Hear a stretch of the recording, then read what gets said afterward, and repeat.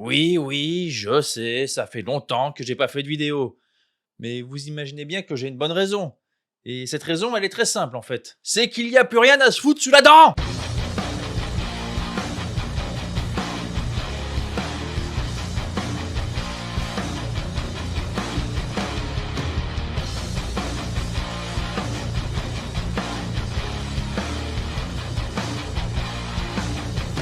Eh oui, hein, vu les purges qui sortent en ce moment au cinéma ou dans les jeux vidéo, je me demande. Je me demande où est-ce que les youtubeurs arrivent à trouver la motivation pour faire des critiques. Sponsor du jour. Partenariat. Merci le partenaire officiel. Un extraterrestre. Ah bah oui. Du coup, on a compris. Parce que de mon point de vue, quand on est cinéphile, on ne se déplace pas le gras du cul pour aller voir Superman sauce James Gunn. Et je vais préciser, hein, pour les casse-burnes dans les commentaires, je parle de vrais fanatiques de cinéma. Donc, quand tu t'intéresses à quelle caméra a été utilisée, qu'est-ce que telle ou telle façon de cadrer nous raconte, comment la scène est-elle éclairée, où nous emmène le jeu d'acteur, est-ce qu'on peut débattre du film en sortie de salle. Enfin, vous avez compris l'idée, hein, quand je parle de cinéphilie. On peut se rendre compte facilement, en reprenant l'exemple de Superman, de pourquoi je suis obligé de faire une telle précision. Parce que les seules questions que les spectateurs qui sont allés voir ce film ont dû se poser en sortant, c'est est-ce que le slip par-dessus le costard c'est pédé ou pas? Est-ce que j'ai bien mis la machine sur le mode essorage avant de partir? Et oui, deux pays se battent, il y a un très très méchant et un très très gentil. Superman, gentil, se bat avec gentil. Spoiler, victoire des gentils contre les méchants, Lex Luthor et ses singes Twitter en prison, apéro, Lois Lane dans levrette. Voilà, tout est bien qui finit bien. On l'avait pas vu venir, dis donc. Ça ne raconte rien. Les effets spéciaux, les mouvements de caméra, les buildings qui s'écroulent. On voit ça depuis 15 ans maintenant. Mon fils de 5 ans est plus impressionné par des pélos qui essayent de faire retomber une bouteille pleine de pisse côté bouchon sur TikTok.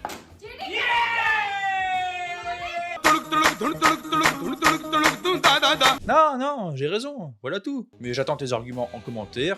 Je prendrai grand soin de les invalider dans les plus brefs délais. Oui, mais Croisé, tu prends ça trop au sérieux, ce n'est du divertissement. Bah oui, Jurassic Park aussi. Les Aventuriers de l'Arche perdue, Retour vers le futur, Terminator, Predator, Alien, Les Dents de la Mer, E.T., les Batman de Burton, la trilogie Die Hard, L'Arme Fatale, et SOS Fantôme, Starship Troopers, Robocop, Total Recall, Speed, Le Cinquième Élément, Twister, The Mask, Clara et ses copains. Et même jusqu'au début de ce millénaire, la toute dernière saga à avoir mis une claque à tout le monde, la trilogie Matrix.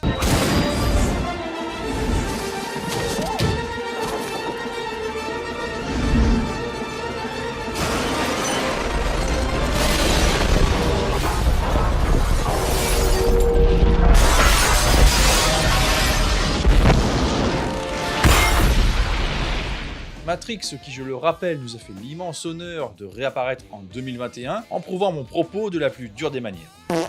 Propos qui peut se résumer de la façon suivante: quand on n'a plus rien à raconter, on ferme bien grand sa gueule. Mais d'où ça vient, cette problématique? Parce que mettons que pour les super-héros, j'exagère un peu, ça vient des comics, on peut en faire à l'appel de plein de façons différentes, avec des visions différentes selon les réalisateurs au cinéma et les auteurs dans les comics.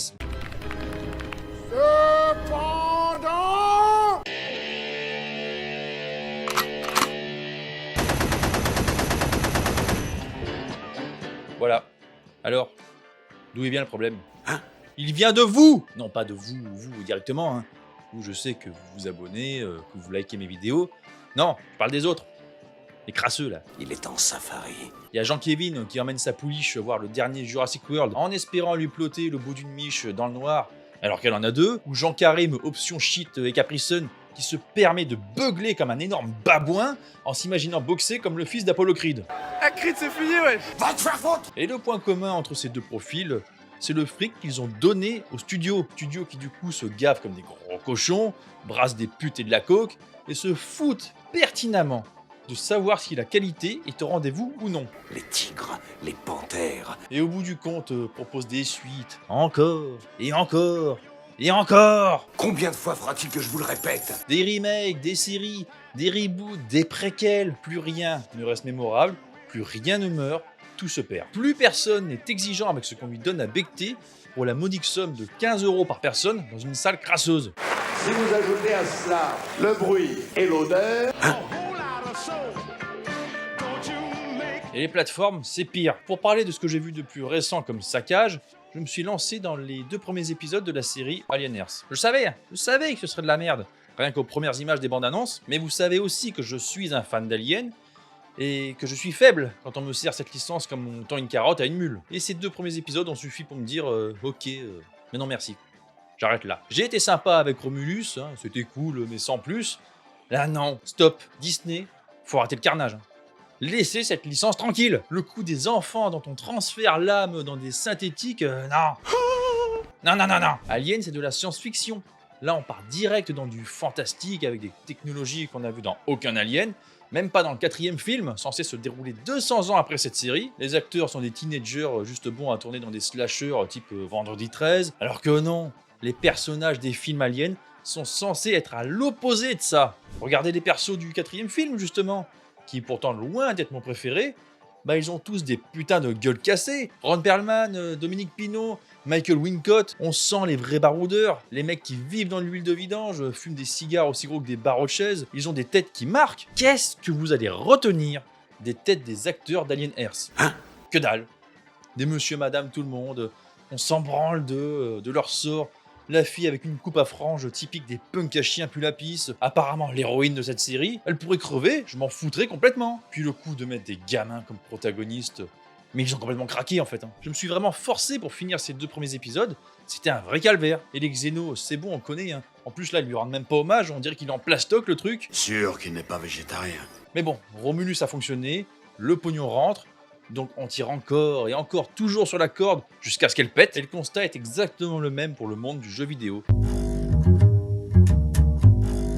Je parle évidemment des AAA, c'est-à-dire ceux qui touchent le plus large public. Qu'est-ce qu'on a de neuf?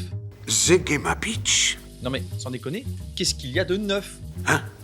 De vraiment neuf depuis la Xbox 360, qui je le rappelle est sortie en Europe en 2005. Il y a 20 ans. 20 putains d'années. Est-ce que tu es devenu fou, hein? Oui. Eh bien, je l'espère. Et rappelez-vous, Bioshock, Dead Space, Halo, Gears of War, et même chez la concurrence, Uncharted, Killzone, God of War, on était gavés de nouvelles licences, de nouveaux graphismes léchés, ou des directions artistiques identifiables, des récits prenants, des personnages devenus cultes. C'est vraiment la même chose que pour le cinéma. Tout est devenu licence, suite et remake. On s'en cogne, on vomit de l'assassin tous les 2 ans. On change de ballon officiel à chaque rentrée. Et évidemment, on a des skins roses Nicki Minaj dans nos jeux de guerre d'antan. Va te faire foutre! Et les joueurs ayant été habitués jeunes aux bons jeux vidéo sont désormais les vieux cons râleurs qui demandent un retour aux sources. Oui, je parle de moi. Et même sans le savoir, les joueurs occasionnels, ou plus récents, veulent ce retour aux sources. La preuve, on en a déjà parlé, Clair Obscur. J'ai déjà fait un épisode sur ce jeu ici. Mais en réalité, tout est dans le menu principal qui se résume à 3 choix. Commencer, option et quitter. Merci Zizi, au revoir messieurs dames. Sinon, vous pouvez toujours vous lancer comme des milliers d'autres sur le génialissime, non je déconne, Battlefield 6, qui vous propose de l'ergonomie, au sens le plus profond du terme, non je déconne, avec ce merveilleux, non je déconne, menu principal qui annonce à lui tout seul Battlefield 7 l'an prochain, si vous avez suivi un peu le propos. L'argument premier de cet opus, pour ceux qui ne savent pas, c'est on écoute les joueurs, on veut revenir à Battlefield 4. Les studios ne créent rien, ils appliquent juste ce que les joueurs leur ont commandé. Donc c'est acté. Nous n'aurons plus Battlefield Bad Company, puisque les joueurs veulent pouvoir plonger comme dans Call of Duty, courir aussi vite que dans Apex, et que ça fasse piou pa.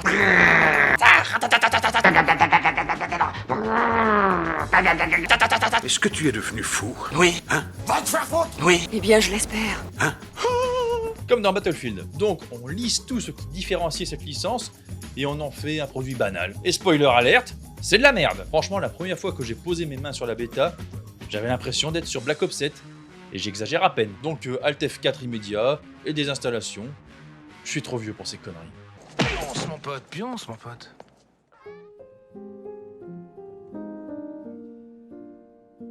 Mais dans un souci d'honnêteté, il faut que je le dise tout de même avant qu'on me tombe dessus.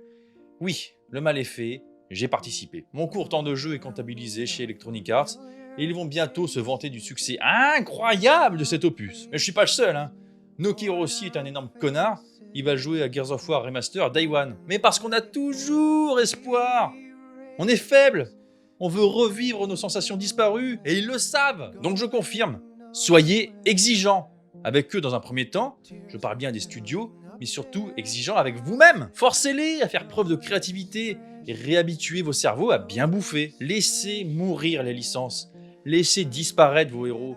Restez à la maison quand le 35e Jurassic World sortira. N'allumez pas Netflix quand on vous proposera l'épisode 456 de The Walking Dead. Et ne faites pas chauffer vos consoles inutilement pour jouer encore une fois au même Call of Duty depuis 2010. Et attention, ne me faites pas dire ce que je n'ai pas dit.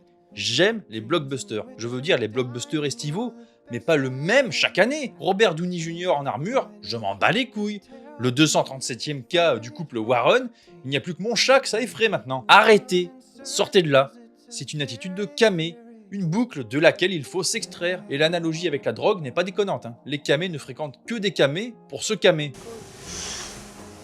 Et si vous n'allez pas voir vos films au rabais avec vos amis, ou que vous n'avez pas vu la dernière saison de la série du moment, vous pouvez facilement vous imaginer que vos liens sociaux vont en pâtir.